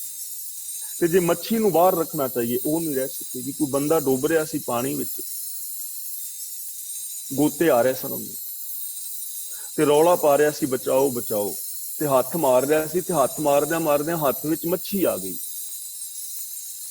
ਤੇ ਉਹਨੇ ਮੱਛੀ ਨੂੰ ਚੁੱਕ ਕੇ ਬਾਹਰ ਸੁੱਟ ਦਿੱਤਾ। ਕਹਿਣ ਲੱਗਾ ਭਲੀਏ ਮਾਨਸੇ, ਮੈਂ ਤੇ ਡੁੱਬ ਰਿਹਾ, ਤੂੰ ਤੇ ਬਾਹਰ ਨਿਕਲ ਕੇ ਬਚ, ਤੂੰ ਤੇ ਨਾ ਡੁੱਬ। ਮੱਛੀ ਵੀ ਮਰ ਗਈ, ਉਹ ਵੀ ਮਰ ਗਈ, ਕਿਉਂਕਿ ਮੱਛੀ ਪਾਣੀ ਵਿੱਚ ਹੀ ਰਹਿ ਸਕਦੀ ਹੈ ਨਾ। ਤਾਂ ਅਸੀਂ ਇਹਨਾਂ ਨਿਯਮਾਂ ਤੋਂ ਉਲਟ ਕੁਝ ਕਰ ਨਹੀਂ ਸਕਦੇ। ਇਸ ਲਈ ਨਿਯਮਾਂ ਮੁਤਾਬਕ ਜੇ ਅਸੀਂ ਜ਼ਿੰਦਗੀ ਜੀਵੀਏ ਤਾਂ ਸਾਡੇ ਜੀਵਨ ਦੇ ਅੰਦਰ ਖੁਸ਼ੀ ਆ ਸਕਦੀ ਹੈ। ਲਾ ਆਫ ਨੇਚਰ ਦੀ ਪਾਲਣਾ ਕਰਨੀ ਚਾਹੀਦੀ ਹੈ। ਜੋ ਗੁਰੂ ਗ੍ਰੰਥ ਸਾਹਿਬ ਵਿੱਚ ਸਾਨੂੰ ਵੇ ਆਫ ਲਾਈਫ ਦਿੱਤਾ ਹੈ, ਸਾਨੂੰ ਉਸ ਵੇ ਆਫ ਲਾਈਫ ਦੀ ਪਾਲਣਾ ਕਰਨੀ ਚਾਹੀਦੀ ਹੈ। ਰੱਬ ਨੇ ਸਾਡੇ ਅੰਦਰ ਸ਼ੁਭ ਗੁਣ ਪੈਦਾ ਕੀਤੇ ਨੇ, ਉਹਨਾਂ ਸ਼ੁਭ ਗੁਣਾਂ ਦੀ ਵਰਤੋਂ ਕਰਨੀ ਚਾਹੀਦੀ ਹੈ। ਰੱਬ ਨੇ ਸਾਨੂੰ ਇਨਸਾਨ ਬਣਾਇਆ ਹੈ, ਅਸੀਂ ਇਨਸਾਨ ਹਾਂ ਤਾਂ ਸਾਨੂੰ ਇਨਸਾਨਾਂ ਵਾਲੇ ਕੰਮ ਕਰਨੇ ਚਾਹੀਦੇ ਨੇ। ਜਦੋਂ ਅਸੀਂ ਗੁਰੂ ਗ੍ਰੰਥ ਸਾਹਿਬ ਜੀ ਦੀ ਪਾਵਨ ਬਾਣੀ ਮੁਤਾਬਕ ਜ਼ਿੰਦਗੀ ਜੀਵਾਂਗੇ, ਰੱਬ ਦੀ ਸਿਫਤ ਸਲਾਹ ਕਰਾਂਗੇ, ਰੱਬ ਦੀ ਰਜ਼ਾ ਦੇ ਅੰਦਰ ਤੁਰਾਂਗੇ, ਸਚਿਆਰ ਹੋਵਾਂਗੇ, ਸਾਡਾ ਇਹ ਜੀਵਨ ਸੁਹਾਵਣਾ ਹੋ ਜਾਏਗਾ। ਮੈਂ ਇੰਨਾ ਕੁਝ ਕਹਿੰਦਾ ਸਿਮਾ ਦਾ ਜਾਚਕ ਹਾਂ।